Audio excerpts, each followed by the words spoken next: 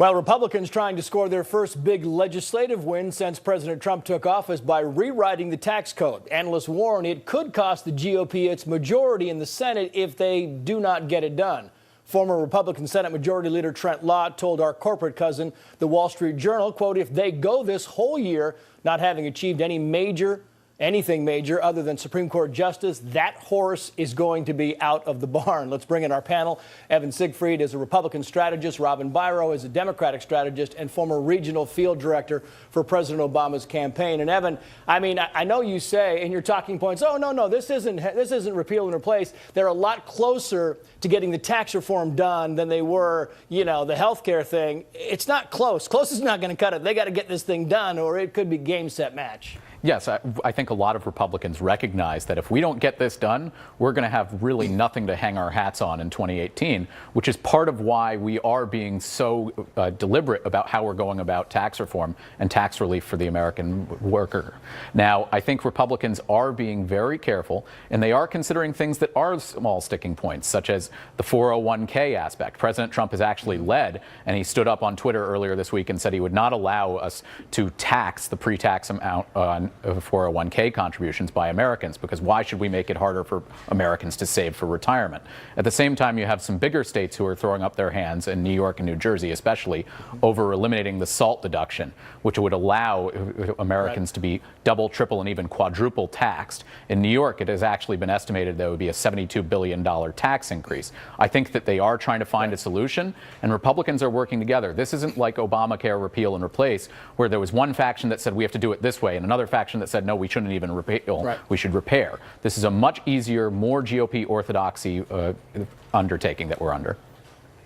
Well, the GOP is hoping you're right on that, Evan. But, and just for clarity, he says SALT, it means state and local taxes. So he's talking about state and local taxes. And when you're talking about New York and California and Illinois and New Jersey, very high tax states, that would hurt a lot of people. And Robin, you got a lot of people on your side of the aisle saying, hey, listen, if you're against this whole SALT thing, you got to stand up and say so, right? If you're a congressman in these states, a senator in California, New Jersey, New York, and Illinois, maybe you shouldn't vote for this.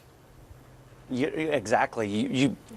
I couldn't have said it better. I want to point out that, I'm getting action alerts daily from National Association of Realtors and the National Home Builders Association coming out strongly against this bill. They are huge lobbying organizations because they say that if this passes, we will lose about a little more than 10% of the value of our homes. Consider, if you will, that the median home value is just about $189,000. So that means the average American stands to lose about $19,000 of value in their homes. That's not going to help if that $1,000 a year tax savings for middle class America is not going to help when you're talking about losing on average $19,000 of your home value.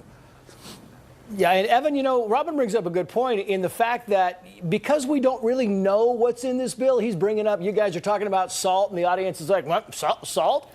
Yeah, okay, what about SALT? What about the home deduction? There's a lot of things in this bill that we do not know what's in it because, quite frankly, it hasn't been laid out very well, Evan. And so if they're going to get this thing through in the next 3 or 4 weeks before Thanksgiving, somebody's got to give us some clarity.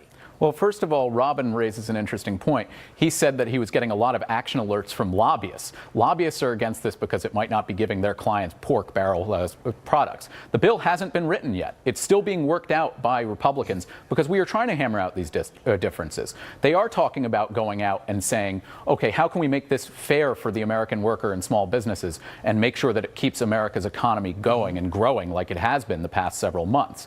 And at the same time, we're going out and we're going to reveal it probably late next week or the following.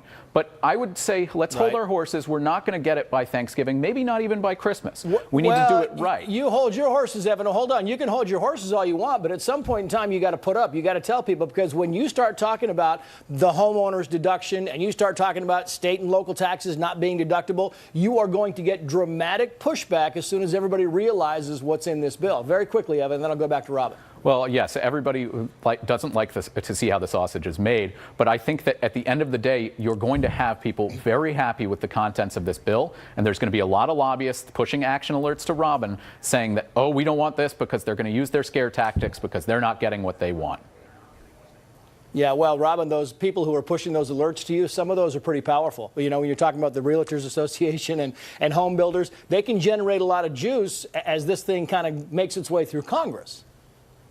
That's correct. And you're talking about the American dream, homeownership. And what the issue is that if they double the standard deduction, people are less inclined to buy homes. That means the market itself will suffer. And I want to point out, Evan, that when the market suffers, people that stand to gain are people at the top, like Donald Trump, powerful real estate investors who buy properties in a down market. So I'm skeptical as to the motivation here as to possibly devaluing our real estate market. I really have to give that careful scrutiny. Are you accusing Republicans of trying to crash the real estate market? That's a pretty bold accusation you're making, and it's absolute poppycock, as they say. It's not. It's Fortune magazine and Forbes both said that it's going to drive down home values. But you just so accused did the us of National potentially Association trying to tank it and hurt Americans. That's really bold and That erroneous. is exactly what I'm saying. That is exactly what I'm It's saying. wrong, and I hope you'll apologize. And I we will not find apologize. these It's a things shell out. game. We will find these things out. No apologies necessary, gentlemen. It's a good debate. We will find these things out as soon as the bill kind of is laid out before the American people. Evan Siegfried, Robin Byro, gentlemen, good to see you. Thank you. Thank you.